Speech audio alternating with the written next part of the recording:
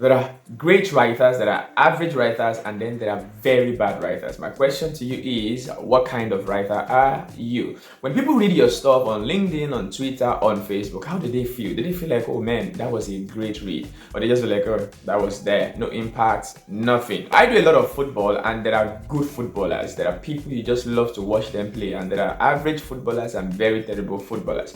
It's the same with every creative art, whether it's music, stand-up comedy, or acting, and writing as well. So in this video, I want to show you 4 things that bad writers do so you can check yourself and see whether you are a bad writer. In my next video, I'll show you the 4 things that good writers do so you can also see whether you are a good writer or a bad writer. Are you ready for this? Let's go.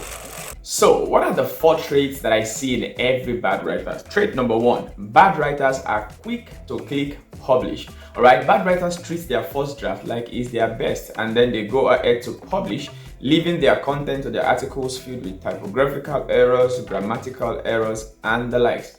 As an experienced writer, I can tell you for free, your first draft will never be perfect, which is why every time you write a content, you must proofread and edit at least 2 times to be sure that you have crossed the T's and you have dotted the I's, because in the end, people will judge your brand by the kind of content that you put out.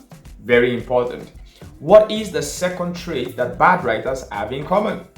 Bad writers prioritize quantity over quality. Have you had people say, oh, in this month I wrote 150 articles, or I wrote 200 articles? But what they fail to tell you is that the articles were substandard. When it comes to writing online, I want you to prioritize quality over quantity. If you can match quality with quantity, perfect. But your first priority is to ensure that whatever you're putting out is quality before you aim for quantity, because ultimately your content builds people's perception of your brand. So you can't afford to put out content that are substandard. So you don't have to publish every day. You can decide that consistency for you is publishing 3 times in a week, as long as you're putting out quality. All right, do not aim for quantity at the expense of quality. It should be quality before quantity. But like I said, if you can match quality with quantity, perfect. The third trait of bad writers is that they make excuse for not writing.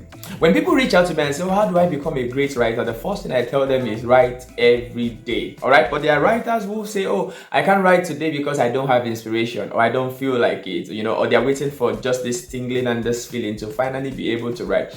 The difference between amateur writers and professional writers is that professional writers just get the work done. They have systems in place that helps them to keep writing. If you're going to be a good writer, you must write consistently, because it is consistent practice, not perfect conditions, that makes you a good writer. Which is why personally I do not believe in writer's block. All right, people give the excuse of writer's block for not doing what they ought to do, or for not having systems and processes in place for delivering work. Let's imagine for a minute you're a professional writer. A company commissions you to write a piece for them, and your deadline is 7 days. What about if you don't feel like writing in the 7 days? On the 7th day, would you send a mail to the company and say, oh, I've not done your work because I didn't feel like writing? Professional writers would never do that. We just find a way to get the work done. If you always have excuses for not writing, you will never be a great writer. The final trait of bad writers is that they write for everyone.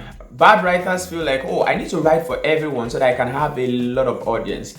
So they go ahead, they create generic content that speaks to nobody. Trying to write for everyone will result in writing for no one. When you want to write online, you must think of one person that you want to write for. It could be, oh, James. James is 35 years old, James is this and that, and I want my writing to connect with the personality of James. Consequently, there are going to be a lot of James on the internet, but ensure that when you're writing, you have just one person in mind. Which also brings me to the issue of niching down. Many writers or many people who create content online fear niching down. The bigger the niche, the bigger the following they would have, which is actually not the truth.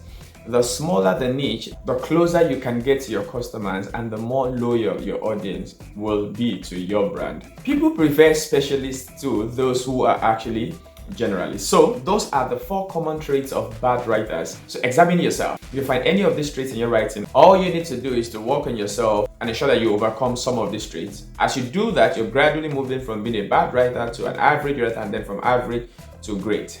And finally, the only way to be a great writer is to consistently improve. Keep writing, keep improving every day. 1% better every day is the goal. Ultimately, all of this compounds together to make you the kind of writer you have always dreamt of becoming. All right, if this video was helpful, like this video, leave me a comment, ask me any question. I will respond to your questions. And if you're yet to subscribe to this channel, ensure you hit the subscribe button, turn on the notification bell so that every time I drop a video like this, you will be notified.